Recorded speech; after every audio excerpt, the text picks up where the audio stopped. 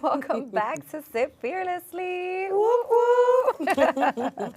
We are so excited to be back. Always. It's been like a really good time, I guess. It's been a really good past couple weeks. Yes. I must say, definitely on the grind.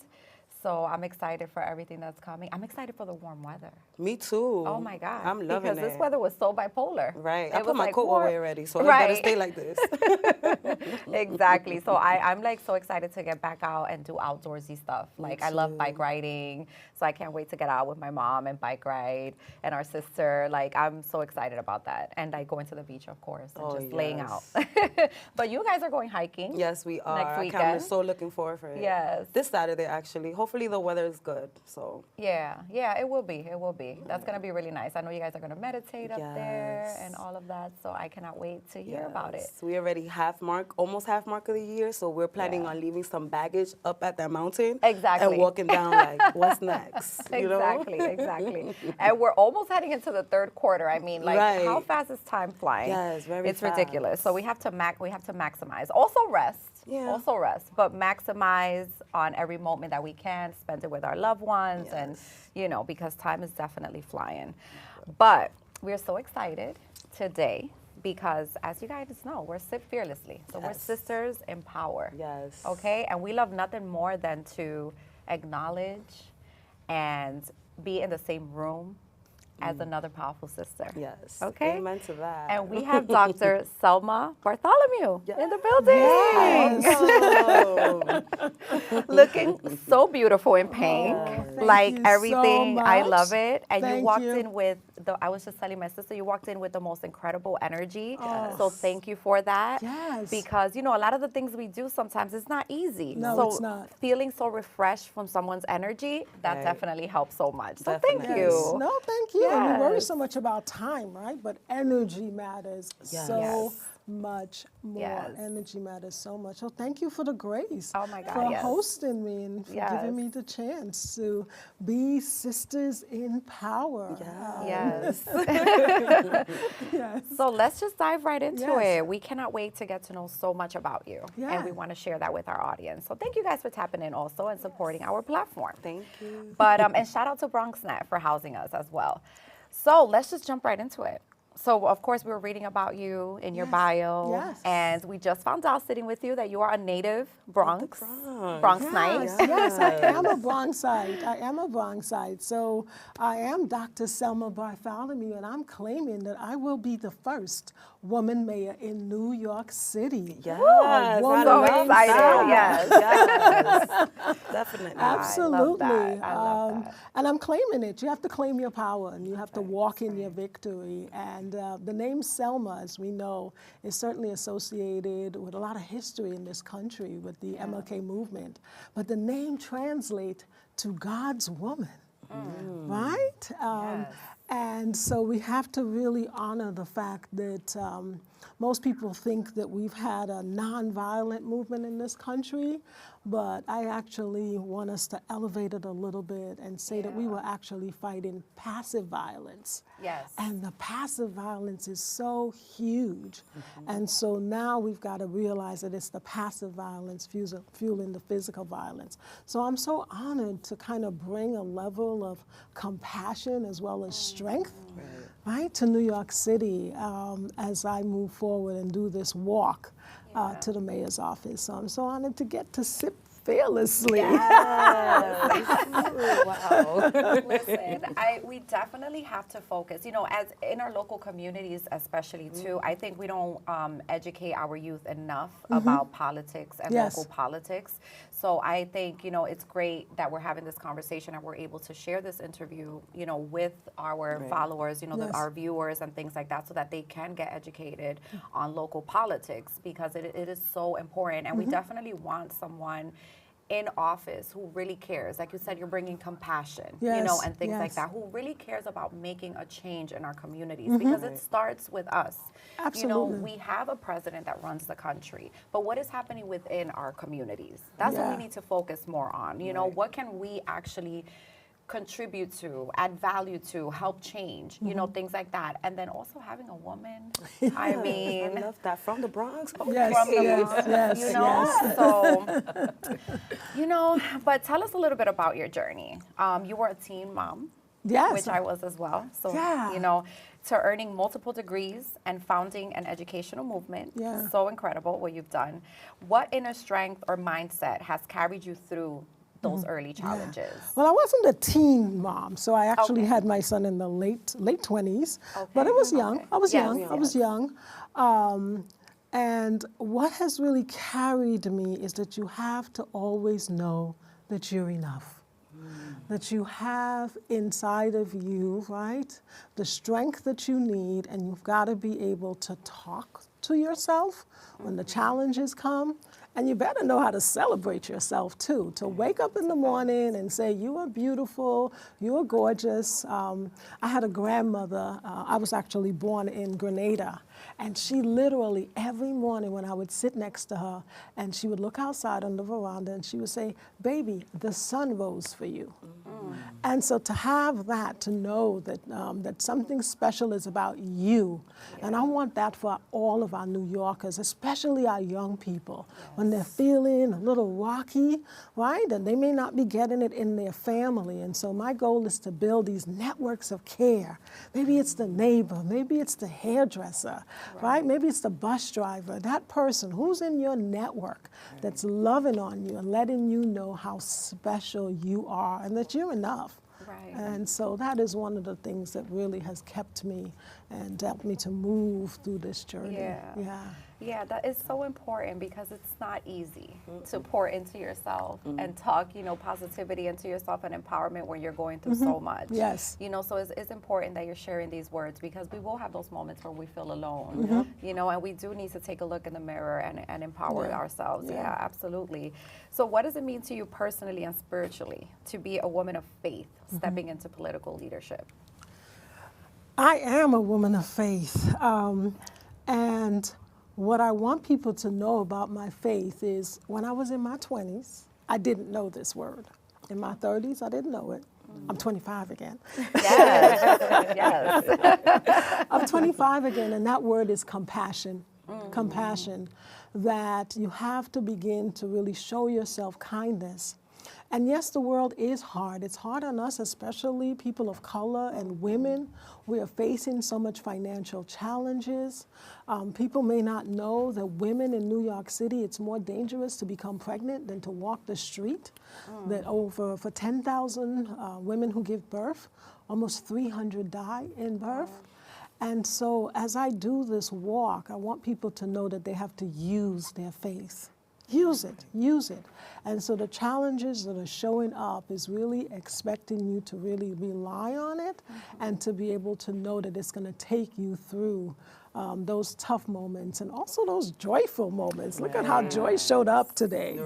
Look at how Joy showed up today. We are feeding the joy Yes, with we our are. sisters in power. Yes, we and are. so that's part of that faith. And whatever you believe in, whatever your, you know, your values, your family values, I want to know that you at least have some sense that there's a greater power. That you can rely on that, and it gives you the power to talk yourself through it as well as we go through this journey. So important. Yes, faith, unwavering faith. We must have that, and we must walk in faith every day because I think, you know, words have power. Yes. So the more we have faith and the more we believe in ourselves and the more we believe in what we're doing and the more we say it to each other and we repeat it to ourselves and you know, we repeat those positive affirmations to ourselves, the more they're going to come into fruition because words have power and that's where faith connects. And I love the fearlessly, because is that not it? To be able to say that in order to reduce, we all have fear, but to shrink the fear is to say, I have faith that I know that I'm going to like make the fear really small and just trust, step out. And so I'm able, when I started my business in 2008, in the middle of the recession, I stepped out on faith. And you step on solid ground or you grow wings to fly. And so you can fly, and I want everyone in New York, especially our young people, to know that you've got to begin to step out on that faith, and you will fly. And we'll catch you too. Yes, right? that's we what have we're a here community. for. Let us help you. Community. Yes, yes. And you know, like fear also for us, like being fearless. The word fear is always attached to like a negative stigma, like or you're scared of something, you know, but that fear to me is really the unknown. Yes. You know? Yes. So it's stepping into that space that you've never been to before. Yes. So it's not really fear. It's just like, I don't know this. I don't know how I'm going to be in this space. Absolutely. You know? And yes. just the faith helps you just walk through that door. Walk through that door. Yes. Wow. So powerful. So powerful. You've broken through many barriers. Absolutely. As a certified MWBE leader and in academics. How do you define fearless leadership in today's political climate? Well, what most New Yorkers don't know, why I'm going to claim the mayor's race, is you've had 110 men who was leading New York City. What does that say to us? Right. That in order to be able to run a city, that we don't have the talent as women, we don't have the expertise, and so it's time to break the glass, and I'm the one breaking the glass. And so leadership is synonymous with change, and our city right now is struggling. Yeah. Right? I've made the commitment to clean up our streets. I'm in the Bronx. I grew up in Harlem, but I'm in the Bronx. I raised my son in the Bronx. The streets are filthy. I mean, since when did Wall Street become the White House capital of New York City? Right. And it's not just Wall Street, there are parts of Manhattan that are just not clean. And so the message that we're giving our children and our families is that we don't care about you. Right. And so to fight that passive violence, that's fueling the anger. Let's clean up our streets. So leadership for me is transformational. It's synonymous with change.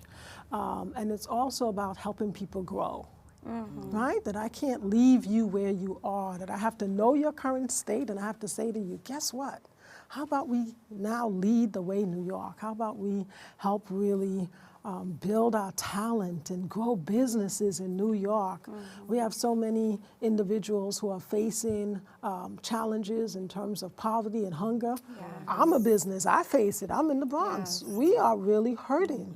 And so we've got to now grow. We've got to grow businesses, and what a fun place to be. Let's be fearless in it. Let's really go after it. I know it's a little bit unknown, but as I think about that faith conversation, I recently had a chance to visit a church in the Bronx. The pastor was Holmes, and he said, God is not afraid of the dark. And so we've got to be able to now, as leaders, really let people know that when we show up for each other and do the work, Yes. do the work. Yes. There's a lot of people putting in the time, Yes. but not doing the work. And so for me, this role that I'm stepping into as mayor is really about leadership and helping leaders really understand what the work is. How do they begin to build relationships? Yes. Right? Everybody's talking about the stuff, but it's relationships. We're talking about the mentally ill, but now that makes it about the person. Yes, I want to give you the support, but how about we address the bullying? Right. And the aggressive culture, Right. right, that we Right. have in our streets, in our businesses, in our schools. And so you've got to now begin to really help leaders do the work differently. And it's relationships first. Yeah. We need better relationships. Yeah, we have to start at the root of the problem. Yes. Absolutely. I agree with that, you know, and empower each other with the education and tools and resources that we have, right? So we're talking about small businesses in the Bronx, for example, like we're struggling. How do Yes. we get resources? Absolutely. How do we get education on how to run a business? You know, Absolutely. I do business coaching, and I come across a lot of small businesses that don't even understand Yes. what the different formations do for your business, how they Understood. protect you legally, you know, all of these things.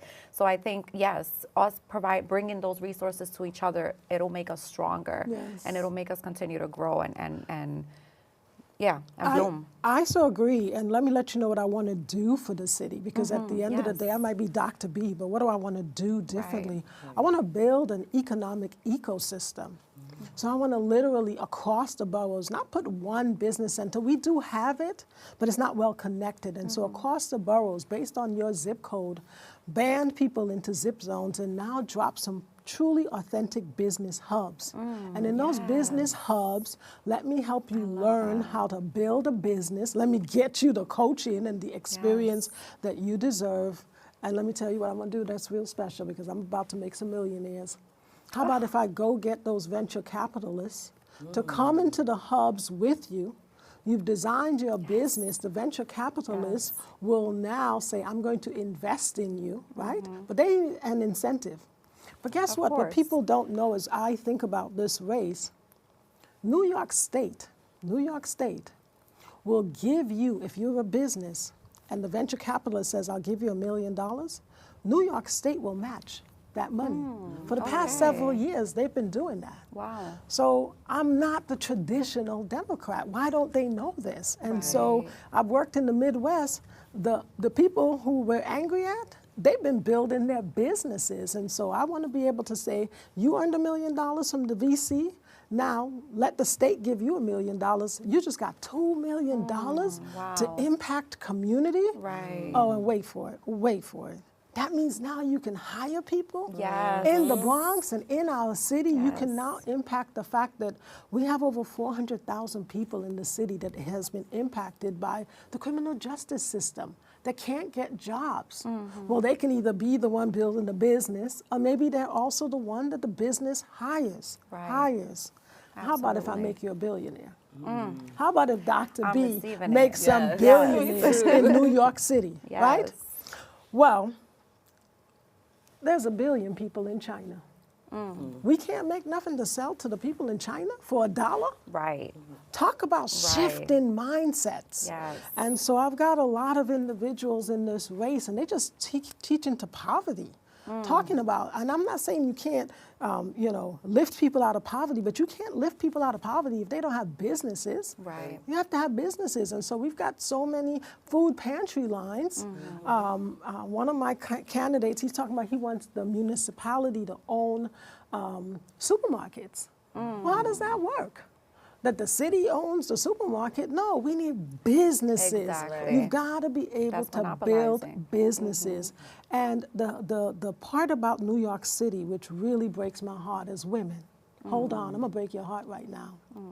In New York City, women and women of color make less than 1% of a budget that's over $100 billion. Wow. They are keeping us starved. I mean, look around. How is it that the leaders have allowed all of the money to go out the door, right? We pay taxes. Yes. We pay taxes, and we are heavily taxed. Red light cameras, red light cameras, red light cameras everywhere. So we're feeling the burden and the things that we're having by way of the mental stress, the challenges in terms of the mortality rate of pregnant women, right? The abuse, all of that. That 161st Street courthouse area with all that passive violence is all about the money. And so as mayor of New York City, I'm about to be a specialist for you in opportunity intelligence. That's what we need in the mayor's office. Somebody who brings a bigger vision and much more critical thinking. Critical thinking about building each other. And we got this. I mean, we got this. We have so much talent. Look at the talent here. Look at the talent. We have so much talent. Ladies and gentlemen, the talent is about to take the stage in New York City. Oh my God. Let the talent take it. All of the goosebumps that are running through my body. I think one of the key things you also said was what you're bringing in to for us as business owners. For example, the venture capitalists. They're so hard to find. And they don't come to our communities. They don't come to our small communities in the Bronx. No, and there's no incentive. Right. But why is it that the people in the Midwest has figured out how to do this? Exactly. They literally have. And all this money, this program, at the end of the day, has been in operation for some time. So why are they keeping us poor? Right. Why are they keeping the poverty pimps? I'm over it. I'm over it. We're about to walk into that mayor's office. Let's go. Let's go. Let's go. Let's go. Let's go. We are walking the walk with you, Dr. Selma. Yes, we are. Yes, we are. Thank you so much. Oh my goodness. So let's talk a little bit also about the youth, right? So you've made significant breakthroughs in education. For K through 12 students and also incarcerated students. What is the most urgent change you believe New York City's public education system needs today? Because those are our future leaders. Absolutely, Yeah. absolutely. I call it the social reproduction of failure. That we have built systems with such low expectations, right? How is it that you have a $40 billion budget and our kids walk away feeling disconnected, not feeling loved, not knowing their purpose, not able to build a business, right? Not able to really own their space. Most people do not know also your graduation rates at the community colleges, dismal, 30%. Right. 30% barely over 3 years. So what I want to do, my mission is simple. I'm about to go win my kids back. Yes. Let's go win our children back from the weed that they're pushing on our children. And how am I going to do that? I'm going to give you some art, some music. How about we play some double dutch again? How about my girls learn how to play some flag football? And I've made a commitment to teach 1.5 million children how to swim. How to swim, a real equity, a real issue of equity in the city. And if anybody think that I can't do it, they should just buy some popcorn. Buy some popcorn, buy some popcorn, and watch us do it together, together. And you've got to come out of the paradigm also of time. And so, you can't do this. Yes, I can. My high school students don't want to be in at 8 a.m. in the morning. If I tell their parents that they're going to come swim at 10 o'clock, they're going to come swim at 10 o'clock.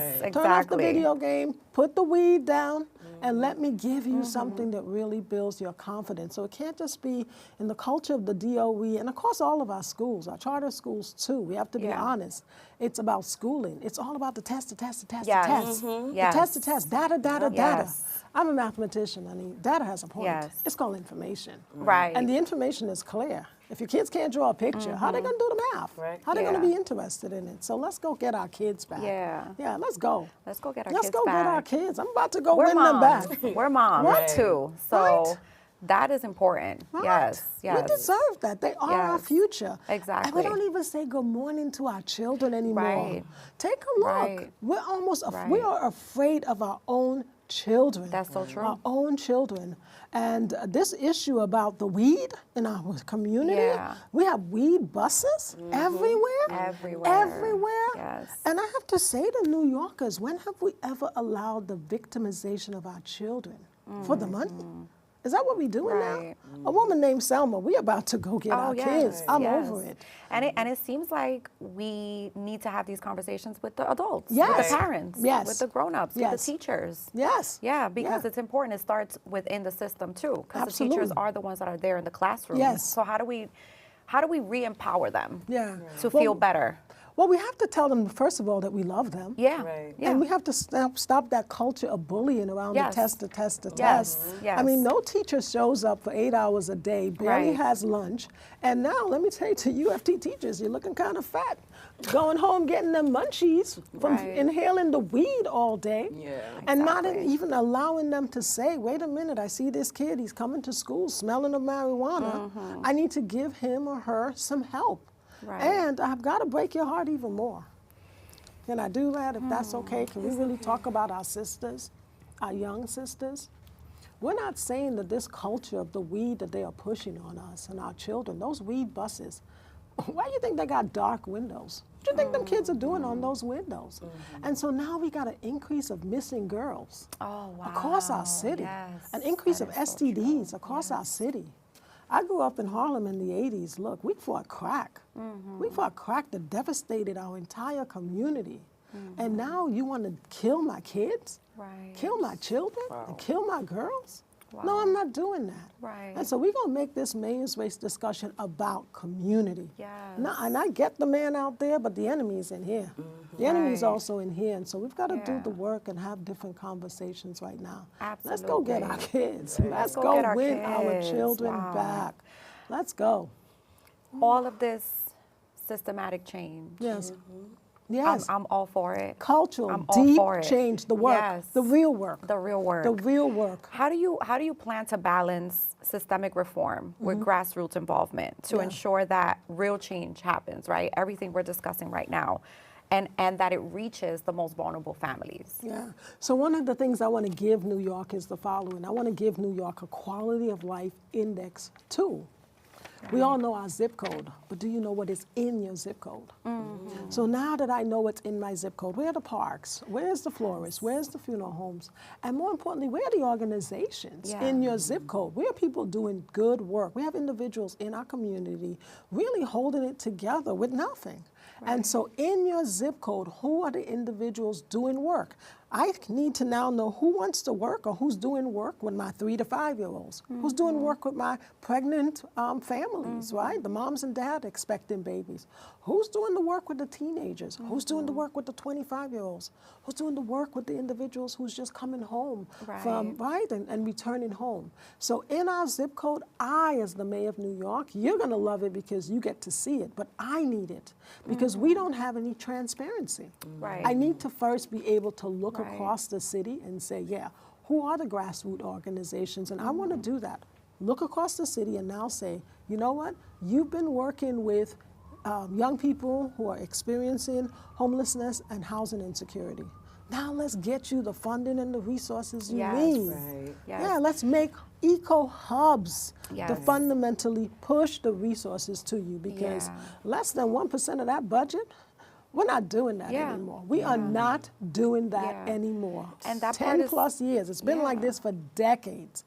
And everybody gaslights us and tell us, oh my God, you know, this mindset of who gets to be the mayor. It really is about the fact that people fundamentally think that women can't do the math. Right? That we can't possibly process a big city. And so we're not doing that anymore. Mathematics is no longer for only white people. And I don't mean it in a bad way, but that's really a mindset that you can't do math. And so as a woman, you can't be the mayor of New York City. Excuse me? Excuse me? We're not doing that. We're not doing that. It stops today. It stops today. Thanks to Dr. Selma Bartholomew. Yes. And we don't have much time left. Absolutely. But I do want to acknowledge that you've also overcome breast cancer. I have. So congratulations Thank for you. that. Yes. Yes. And amen. Amen. And thank you, God. Yes. For God that. is good. And you've, overcome all of these personal battles, have done so much in your community so far. Yes. Like, how have those experiences fueled your mission? Just really quick so we can close. And what advice do you have for young women of color who are navigating motherhood, leadership, advocacy, all at the same time? Pour yourself a cup of compassion and sip it slow. Sip it Sip slow. it. Sip it. Okay. Sip it slow. Yes. Sip it slow. Put the ego down. When you're going through whatever it is, right? Just put it down. It's okay. We're told, especially if women do this, do that. No, you can put it down. And you can also ask for help. I mean, is this not what Sip Fearlessly and Sisters in Power is about? Ask for help. Ask for help.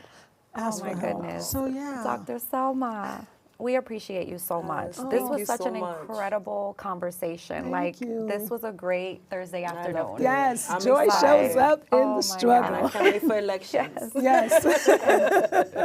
We're definitely going to have you back. But I want to thank everyone for watching us, supporting us, commenting, sharing. Like, let's keep the platform alive because as you can see, we really care about our communities. We really care about empowering voices. That's one of our main missions. So thank you guys for supporting us and we cannot wait for you to watch this. Yes. Can I share the website? 1000%. Please visit www.drselmab.com and go to our website and support because this is grassroots and we are fighting a big machine. And I thank you so much. Send me prayers and love. Yes. I receive it. Thank you so much, guys, for watching. We appreciate you.